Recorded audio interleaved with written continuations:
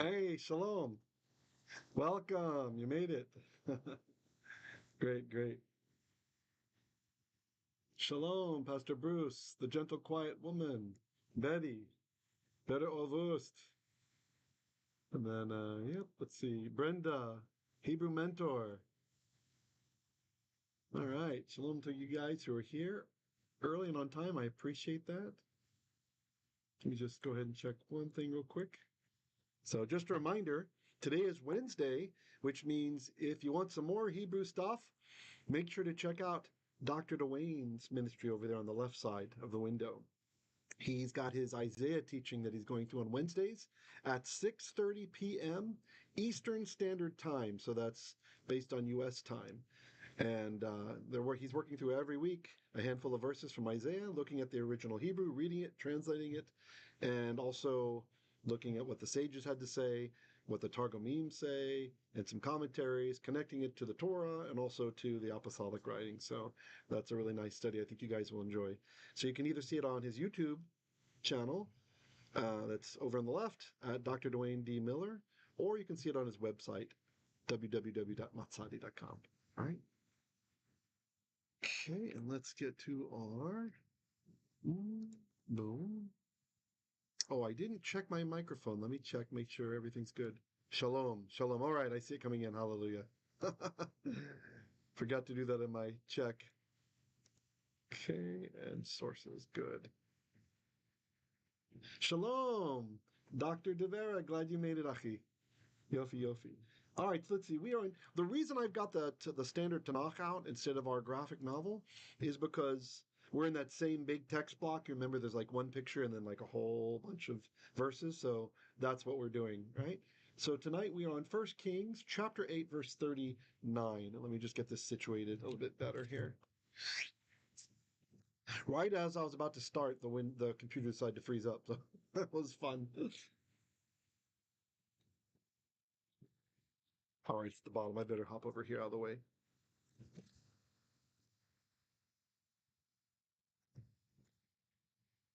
All right. I think we need to zoom in a bit more. Yeah, it's not so big. Let's see how that is. There we go. It's the. All right. I think I'll just move the Tanakh around as we go. Can you guys hear me all right? Is the volume all right?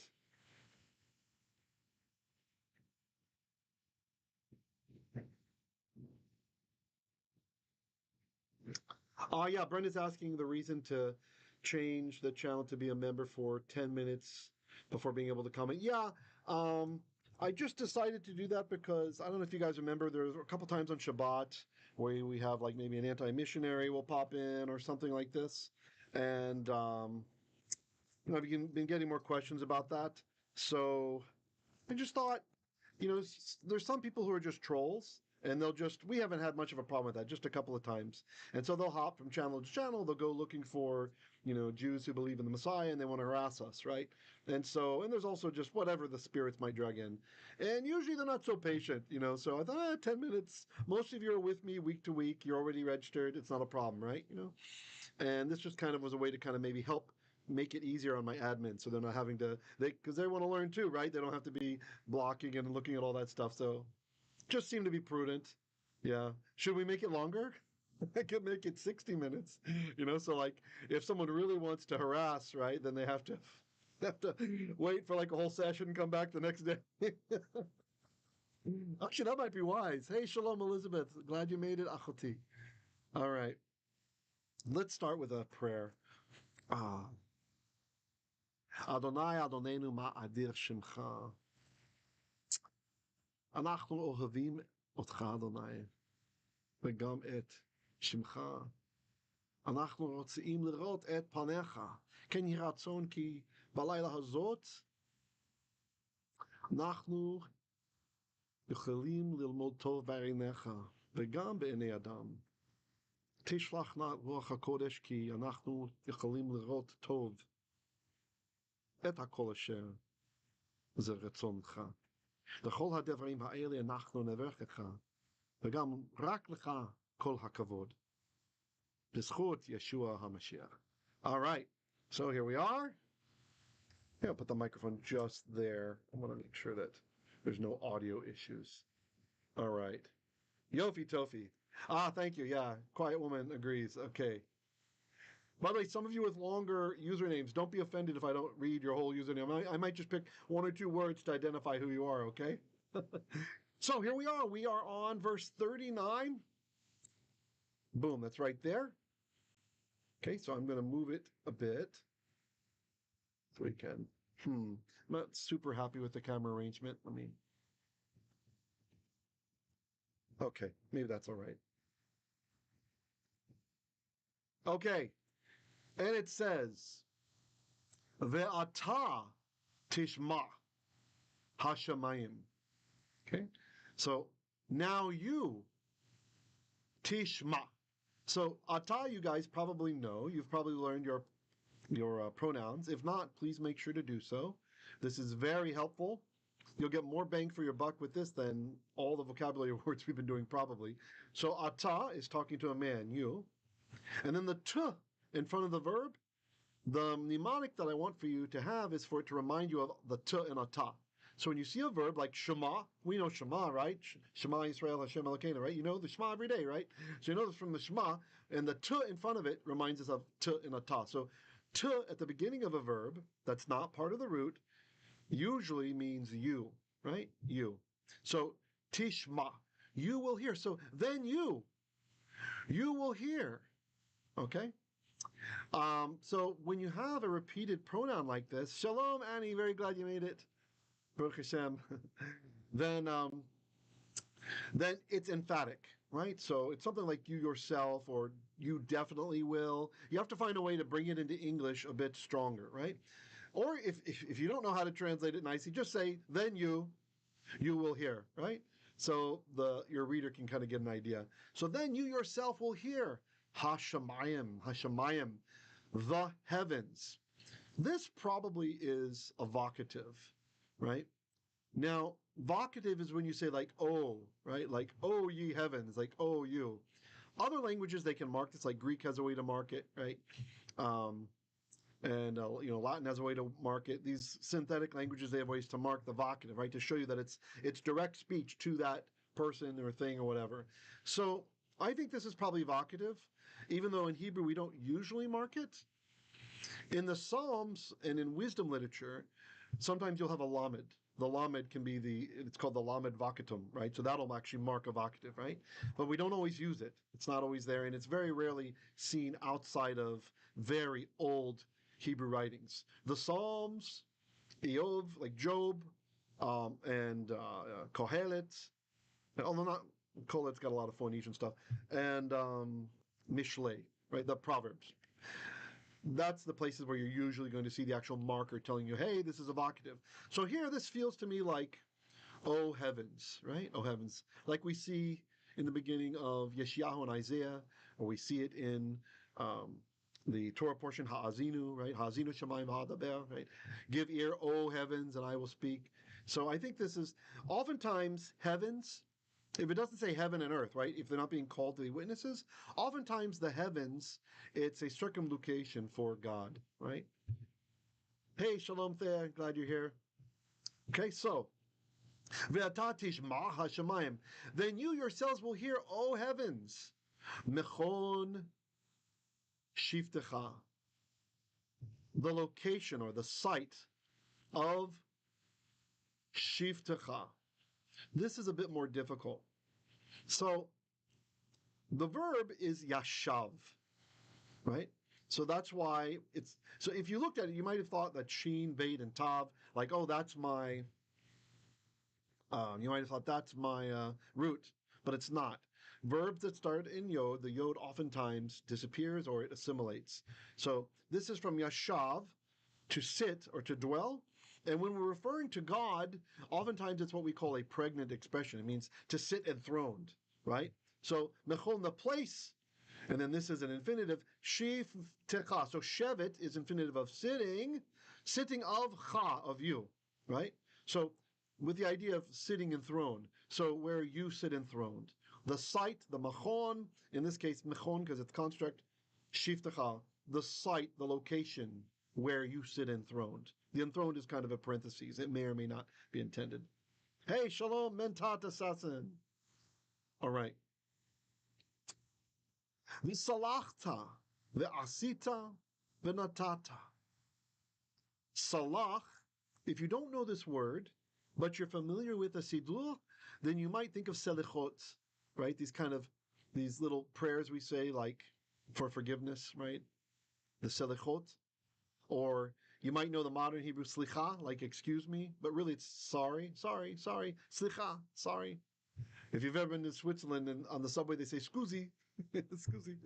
So salachta is you forgave. The ta at the end does the same thing that the tav over here did, right? So when you have this form of the verb, we put the tav in the front.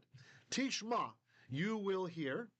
But if we put at the end, shamata, you heard. Okay, so you can still identify that it's you because that tav is either in the front or it's at the back. Here it is at the back. Ta reminds us of a ta.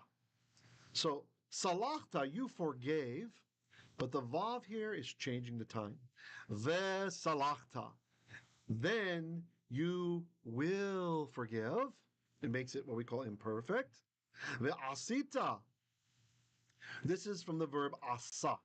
Ayin, sin, hey, and verbs that end hey, the hey goes away, right? But we still have the ta, reminding us of you. Asita means you did it. Ve'asita means and you will do. Ve'natata.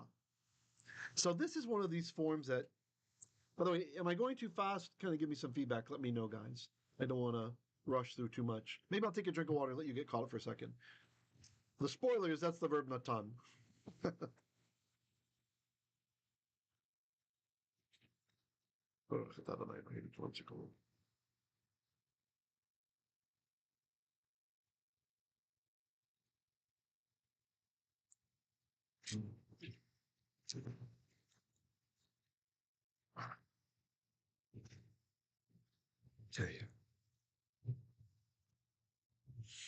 So, Natan, what happened was there's a theoretical form. It would have been Natanta, Natanta. But that noon, he doesn't like to be sandwiched between two sounds. So it assimilated. That's why we have the dagesh and the tav, right? It's actually interesting. In other Semitic languages, like in Arabic, ata is enta. It's still there. That's even why, look, we have ata, we have the dagesh here, because in ancient Hebrew, it was anta. And that later went through Ugaritic and then into Aramaic and then into Arabic as enta. They kept it, but we didn't. Our stream coming from ancient Hebrew, we lost it, but there's still the dagesh there, telling you there's two tavs because the noon assimilated. Anyway, that's the history lesson of a ta. Yes, please.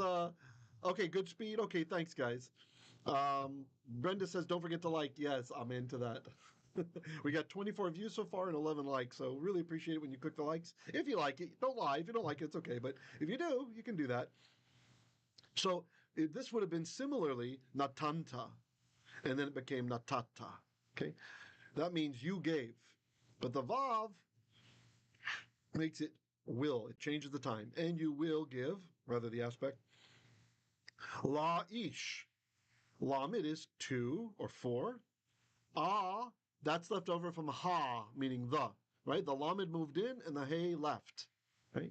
The word for thee, it always leaves, except there's one place I saw in Psalms where it keeps the ancient form, really cool. But usually, like if you put a kaf, like or as, you put a bait in, with, against, or if you put a lamed there, what we call the inseparable prepositions, if you put them in there, the hey, it leaves its footprint, it leaves the vowel, and if there's a dagesh, it leaves the dot, but the hey itself moves out. I like to think of it like it was a Canaanite house, and then the lamed, the kaf, or the bait. This is an ancient Israeli moving in and taking the house. Right? So la ish. For that's la. For the ish, the man. Kechol drachav. Ke is like. Chol all. Drachav. This is from the word derech. Derech became drachim. Bruce, they took your job. No, you still got plenty to do. God willing, the channel will grow, right? And then we'll have to make other admins to help you out, Pastor Bruce and Tet when she comes in. So derech, we've had this recently. This is path or way. Think of the Mandalorian, right? This is the way. And then when you put it in plural, it's dachim. And then when you drop the mem, remember, if you have a word that's in plural, masculine, it ends in the M sound, the mem, and you remove that mem, it means of. So darche actually, it would have been, darche is paths of, and then you put the vav at the end, his paths. Okay? Kechol, so usually this is more like, you don't have to say as all, but according to all derachayev, literally, derachim of vav, of him, or paths of vav, him, his paths. Okay? Asher, which, teda. This is a little hard to recognize, this verb. It's another example of a verb that starts with yod, like we had over here. This is yashav, right? You can imagine a little imaginary yod here, right? Yashav, to sit or to dwell. And those yods, they like to disappear, don't they? Well, same thing here. This is actually the verb yada. Yod, dalet, ayin, to know. And the yod has disappeared, and we put the tav here, right? Te-da. You will know. Again, the tav, it's reminding us, just like the tav here in Tishma, reminds us of the t in ata.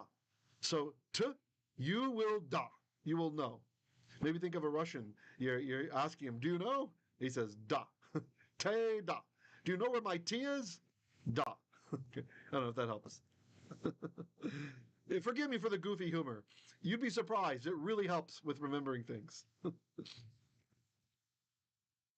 right, I'm going to turn the page. I'll give you guys just a second. Any comments or questions?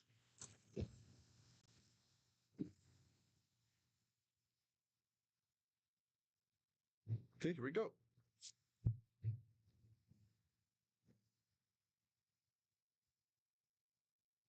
Mm-hmm.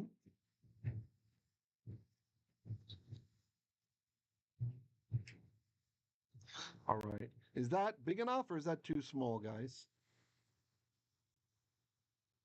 Let me know if that's too small. Hey, shalom, Jen Animations.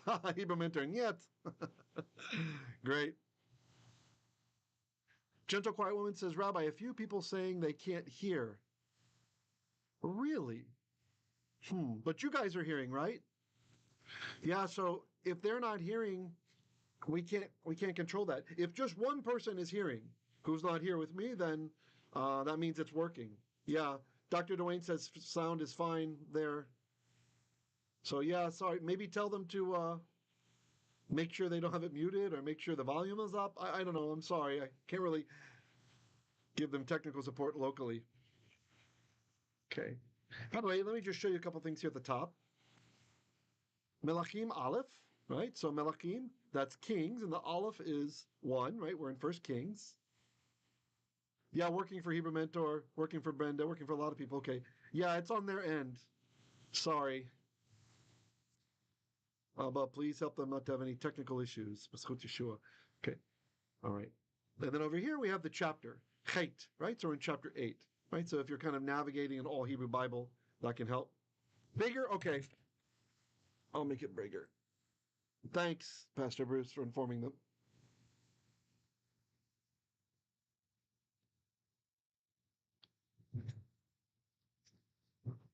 Yay, focused. Okay. All right, how's that? Some white space there. Okay.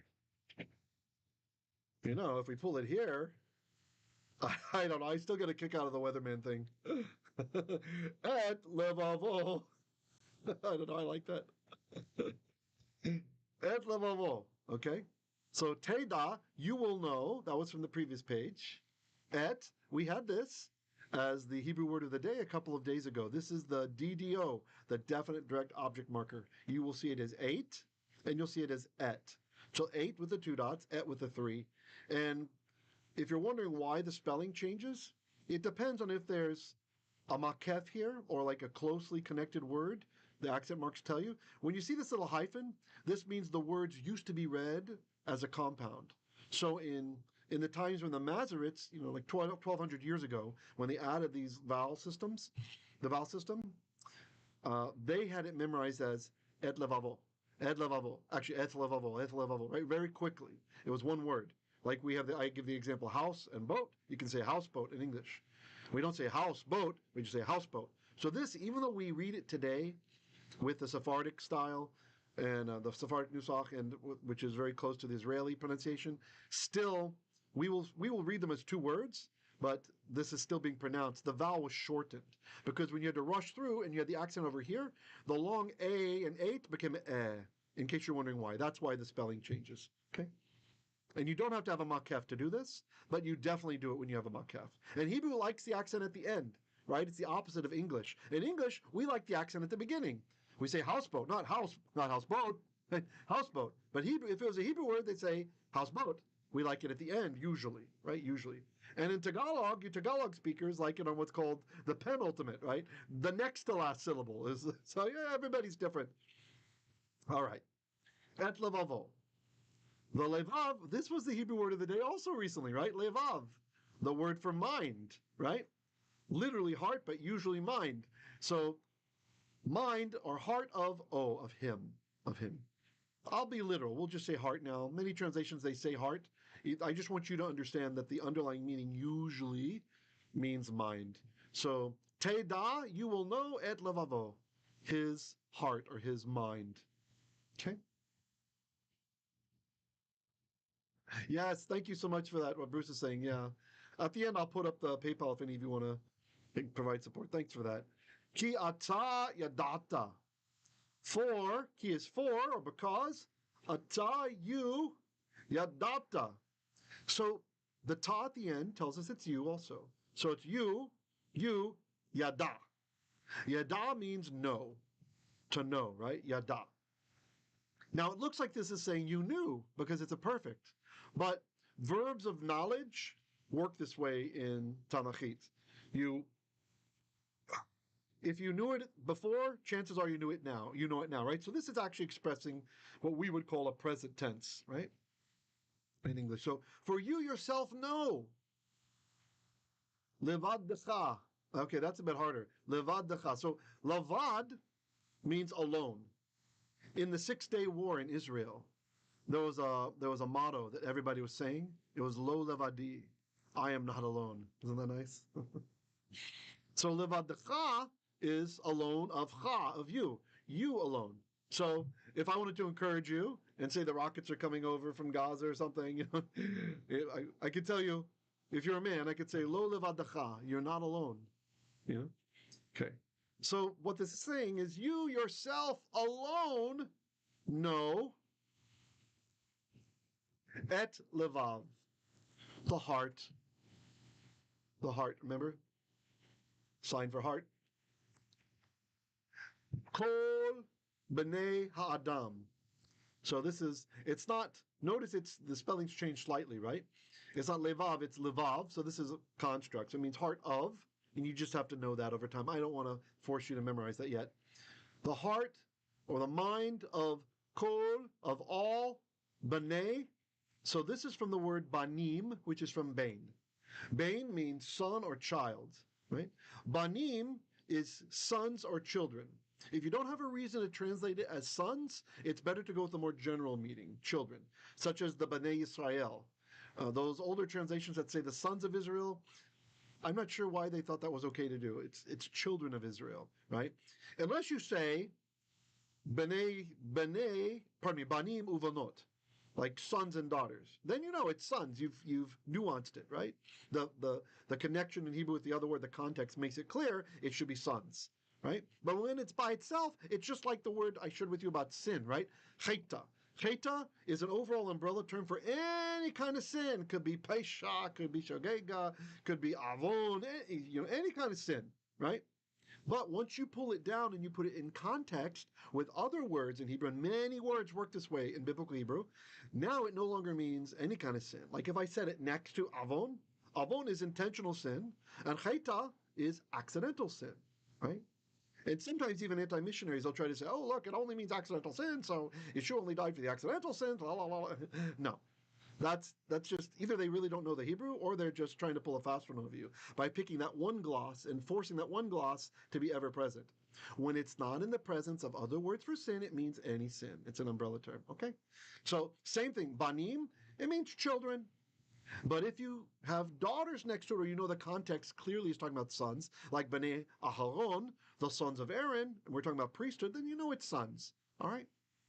So banim, we drop the mem, so that means of. When you drop the mem, it means of. So bnei is the banim of, the children of, I almost said sons, the children of ha'adam, of the man. So this actually means human beings. Ben Adam, son of man, in Hebrew means human being. But be careful. In Aramaic, when we use the Aramaic, we say baranosh. Baranosh, this is a special title. It's from Aramaic that also means son of man, right? But it's not saying human being. Baranosh, when used, borrowed in Hebrew, it's the title for the Messiah. All right, so it's got some extra significance to it, and everybody knows this, and everybody knew that. Okay, but in Hebrew, Ben Adam, that means a human being, a son of Adam, right? Kind of like if you've ever seen the Chronicles of Narnia, or read the book, and you've seen the one, the Lion, the Witch, and the Wardrobe, right? It's a son of Adam. The boys are sons of Adam. They call them in Narnia, and the girls are daughters of Eve. So, that's actually very Hebraic. Yeah, the author was familiar with Hebrew, so. Thank you for that. Very nice. Baruch Hashem. Thank you, Pastor Bruce. Yeah. Okay.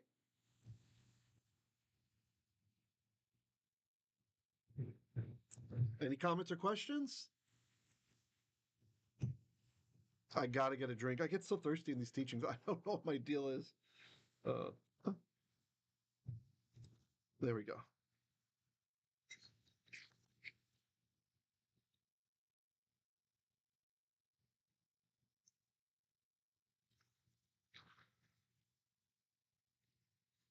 Okay, Pastor Bruce says, Rabbi, why does the mem drop?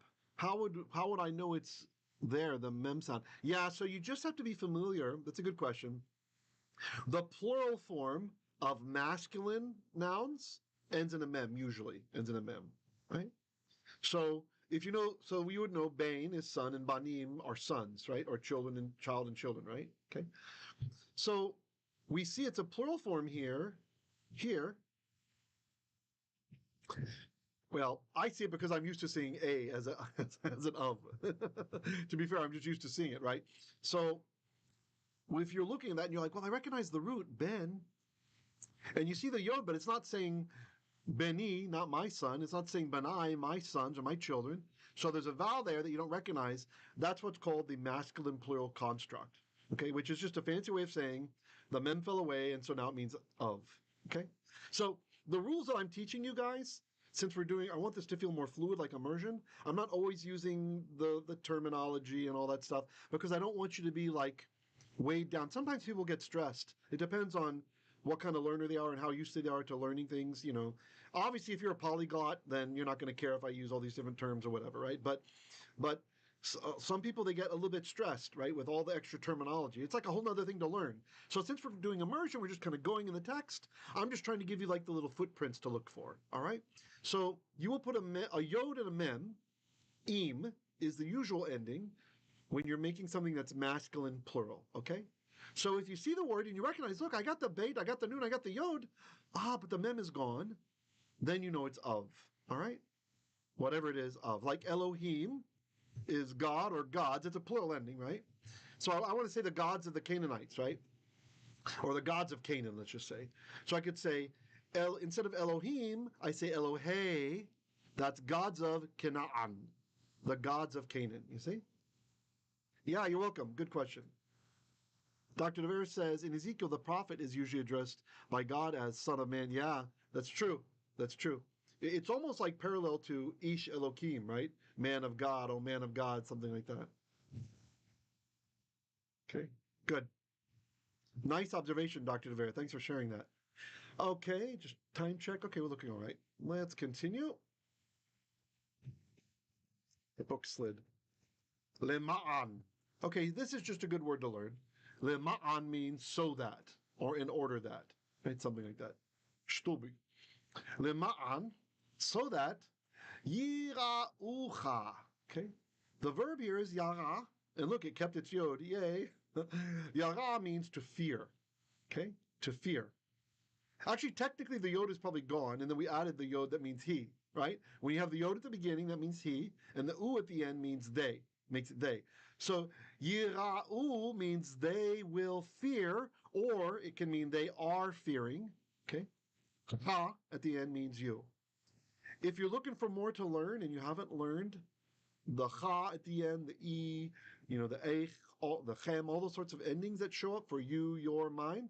I have a video about this in my channel, in this channel, on the playlist language snippets. It's called pronominal suffixes and alternate forms. You look at that and it will explain all those forms for you. So if you learn that, that will help a lot when we're canvassing the text like this, even if you don't know the verbs. Say you didn't know what yara meant, right? You'd still know from the u that it's they, and the ka, they are doing something to you, right? That's what that's going to tell you. A famous example of this is avzavtani. Azavta, you forsook, you abandoned, me, right? The famous Eli Eli Lama Azavtani. My God, why have you abandoned me? Azavtani. Right? So we have these suffixes, and they're great to learn because they go on the ends of nouns, right? So I can say like Susi is my horse, horse of E. I can put it at the end of a verb, Azavtani, you abandon me, right? And it just will help unlock a whole lot. I mean, learning those suffixes and learning the pronouns is kind of like learning 100 words, right? Like that. So you learn a handful of words, it's like learning 100, maybe more, maybe even more, because every sentence has them. Hebrew Mentor says, Allah, sphere and sea debacle. Yes, so true. Yeah, that's a good point he's making. These words, yara and ra'ah, right? They can confuse you because the yod is disappearing from the one and the hey is disappearing from the other. So you're left with resh and aleph. So you always have to look in context. Is it saying sea or is it saying fear? Thanks for sharing that. Good point. So yira'u, they will fear ha, you. Who? Or okay, that's not a who yet. Sorry. Kol hayamim, all of hayamim, the days. It's not the oceans, which looks similar. It's the days, all the days. And when Hebrew, instead of saying years, oftentimes it will say days in a plural. This expresses a fuller concept of it, right? So, for example, if it says, 5 years, and it uses the word for year, shana, it might mean 5 years, it might mean 4.5, right? But if it says, it's male yamim, full of days, or it puts the expression yamim in there, it means a complete 5 years. It's the fullness of it. And oftentimes you can even leave off the years, depending on context, okay? So kol hayamim, all the days. Asher, which came, one of our pronouns, they, and then I have to say are in English, are chayim. You guys know chayim, right? We drink the wine, we say l'chaim, right? To life, for life, chayim. Or sometimes you see people wearing the chai, chet yod, right? Or some rings have chai on there. So chayim is life. And this is a very interesting word. Chayim, it only occurs it doesn't have a singular form. Chayim, it doesn't have a singular form. In fact, it's a dual form, or it sounds like a dual form. So that's kind of interesting. At the very least, plural. So chayim implies that there's more than one life. To me, I think it implies that. We just don't have it in the singular. So just like the word deer in English only occurs in the singular. This one is only in the plural. Yes, Ivan says to life. Al, upon. Pene. So this was from panim. Pastor Bruce, like panim, which means faces or presence. And we drop the mem. So face of or presence of ha-adama, the ground, or the land, or it can even be broader, the earth, right? So the people are alive on the earth. Asher, which, natata, again, this is in ancient, it would have been natanta, and that noon assimilated. That's why there's the dot there, right? Or that's why there's the dot. Oh, I can't reach it. Natata, you natand, you gave la avotenu. Le is to. Avot means ancestors or fathers. Of new, of us. So to our ancestors. Okay. Any comments? Questions? Okay, we've got about 10 minutes more in the lesson? If you're trying to time yourself, should you go to work or not, or hang out for another? Soon you will be released.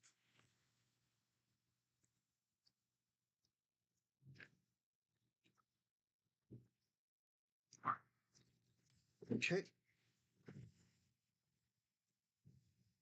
Continuing. All right. So to check with the verse, you can see in the column. Mem is 40, Aleph is 1, 41. Vegam el hanochi. Vegam, and also el, to or unto, ha, the nochri, foreigner. Gentle Quiet Woman says another hour. We used to go hour 15 minutes, but I started realizing, I know a lot of people want that, but then there's those who just won't come, right? They won't come if they're thinking, oh my gosh, an hour 15 minutes, yeah. So I'd rather keep it, 45, so people can at least plan their days. I do appreciate the sentiment, though. Yeah, Bruce gave the example water, mayim, exactly. Another example of a word that's only plural in Hebrew.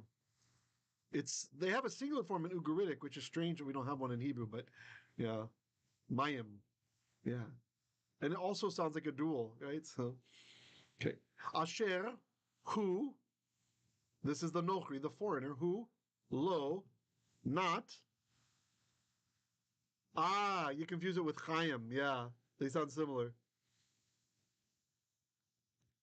Yep, Hebrew Mentor comments, yes, man was created from the ground.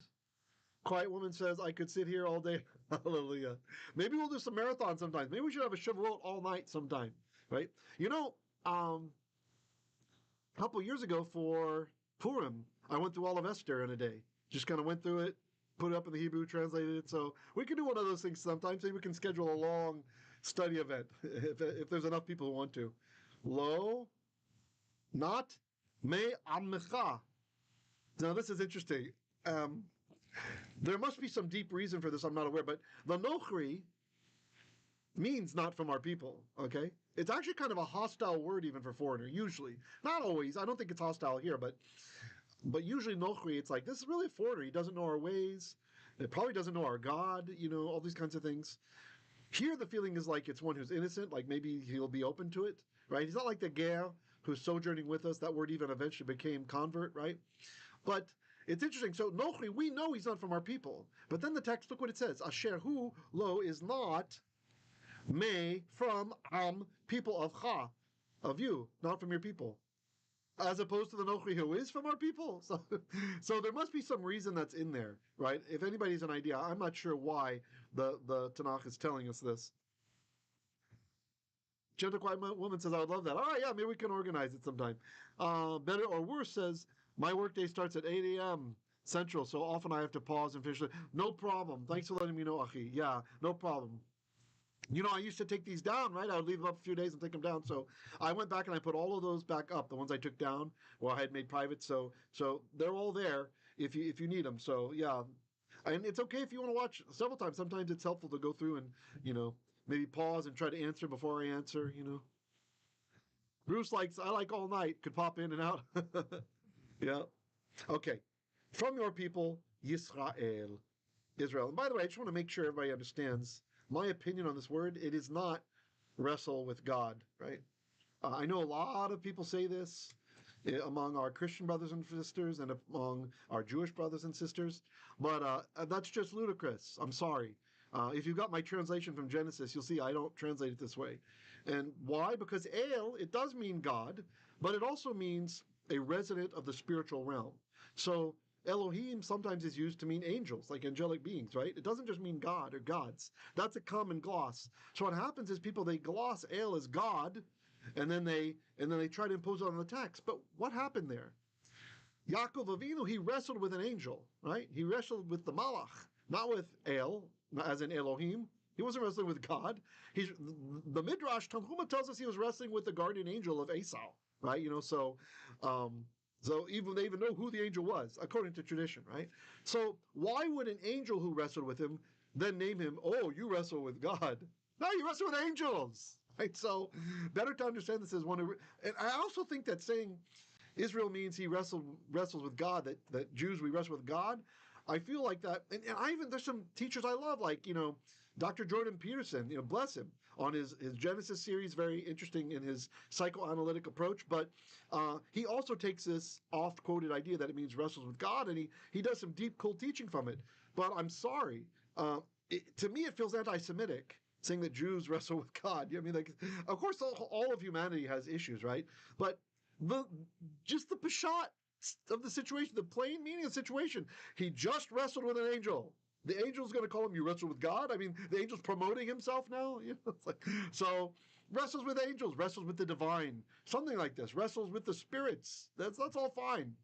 Wrestles with dead people. A dead person can be called an El, right? So, anyway. Gentle Quiet Woman says, wonderful explanation that brings understanding. Ah, great. Hey, Gary, okay. Great, Yofi, glad you're here, Achi. Hebrew Mentor says, how about he will be a prince of God? Oh, that's interesting. So what Hebrew Mentor is doing, but this is a remez meaning, right? So he's taking it instead and understanding from there's a verb sarar, right? From sar, it's backward denominated from sar, which is prince, right? Prince this is where we get the Russian word tsar.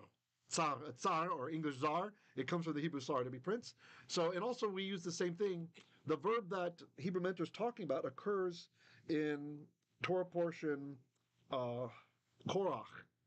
Korach says about Moses and Aaron that they are this verbing, that they're princing themselves, they're denoting themselves as princes, right? Trying to rule over us. Yeah, so that's interesting. Yeah, you could go that way. But the context of the name, I would just push back. I know that's a remez interpretation. It's nice. I would just say that the context of the name is he just wrestled, right? They were literally wrestling. So I think it's better to go with wrestle. But yeah, it's a nice little. Definitely better than saying wrestles with God. Okay, good. Yofi. All right, continuing on. Time check, not bad. Okay, we have a few more minutes. Who, he, uva me eretz rechoka. Okay. Ba is to come. Notice this is va. Same word. Don't worry about ba and va if you have the dagesh in or out of the first letter. Doesn't change the meaning. Okay? That's just because he's what we call a begad kefat letter. Begad kefat. Letters that form that mnemonic, beg, k, d, p, t, they are letters that they get a little dot in them if there's no vowel close to them in front of them. And if there is, then they lose it. Here we have the u, so we lost it. Okay? And ba. So the vav, the u is a vav, he changes the time. The only reason he's the u is because of our bump schwa rule, right? And he will come, or he has come, it might not be changing the time. Yeah, it's kind of like a pluperfect. May, from Eretz, a land. What kind of land? Rechoka, a far away land, a distant land. Lema'an, for the sake of Shemecha. So see, it's really not this is one of the few times where Nochri is not a bad feeling to it. It's just saying this guy, he heard about you. He's still a Nochri. He hasn't accepted the God of Israel, but he wants to learn. He's come for Lema'an, for the sake of Shemecha. This is Shem, name of Cha, your name, meaning your reputation. Not that he came to learn, how do I say Yod He Wah He? How can I say it? A lot of people who are really into pronouncing the name and saying the name, they don't understand that most of the time, this word in Hebrew, we're not talking actual name, we're talking fame or reputation, right? Sometimes it's name, right? Literal name, but just like in English, you don't want to get a bad name, right? It doesn't mean like, oh, you named your kid Bob or whatever. That's a bad name. Not like that, but the reputation, yeah? Pastor Bruce says, don't we all wrestle with God? Meaning we also seem to fall short of his call on us. Carry the telegram. Yeah, we can talk about it. Sure. Yeah, that's why I said you could maybe make the argument that everybody does this, but the etymology doesn't make sense. The angel's the one who just wrestled with him, not God. And El can have the meaning of divine or divine being, like angels, right? I can give you examples where in Scripture we see them called angels. One that comes to mind is in the Dead Sea Scrolls, even the interpretation. The book of Deuteronomy in the Dead Sea Scrolls talks about the mispar b'nei Elohim, the number of the sons of God. And that's a term for a high level of angel, high level angelic beings, right? Or in Job, we talk about the b'nei Elohim, the sons of God, right? Even just Elohim. Rashi says that Elohim oftentimes just means Malachim in his commentary Hebrew. So Malachim means angels, right? So Elohim means angels. sometimes. So because it can mean angels, and he just wrestled with an angel, and the ale is the one that said, "Hey, you wrestled with an ale, and you've done well." There's no reason to extrapolate further and say that it means God. Yeah. Okay. Hebrew Mentor says it seems the chametz chataf under the noon in the word hanochri is slightly larger than the chametz in the pasuk, indicating it is the chametz chatuf. Learning how. Oh yeah, sure. So this is a really nice print book, right? This is Koren Pub. Koren Pub, this type of typeset was made for Israeli kids actually who study Bible in public high school. And a lot of the Israelis are from kibbutzes, they're from secular families, they don't have a religious upbringing, many of them. And so they don't know how to pronounce some of the Hebrew words because it's not used anymore, some of them, right? Biblical Hebrew words.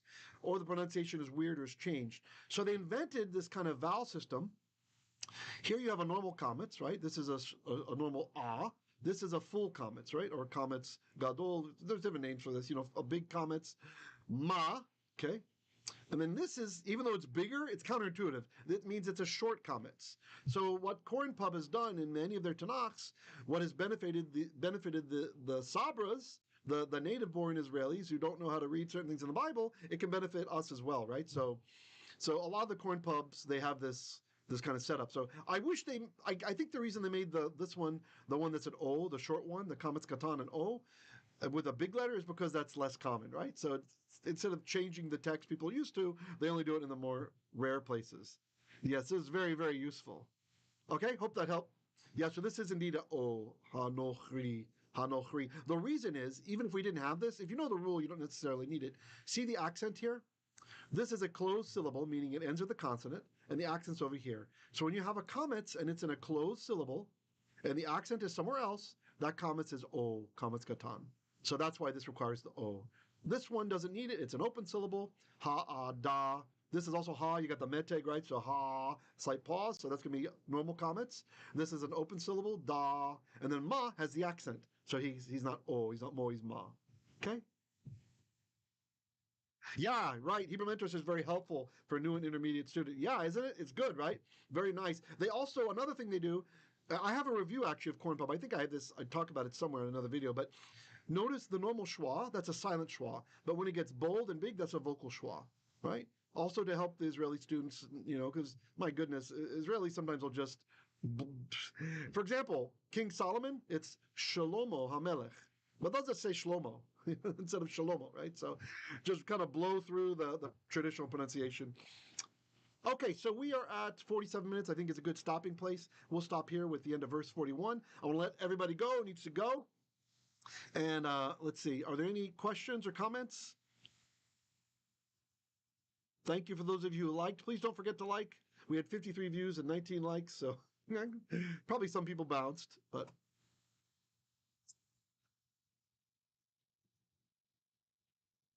All right. Type fast if you're trying to get your question out. I'll stay around for a few minutes afterwards and I'll answer questions in the text, okay? So I'll go ahead and end the video so people don't get scared and see it's really long.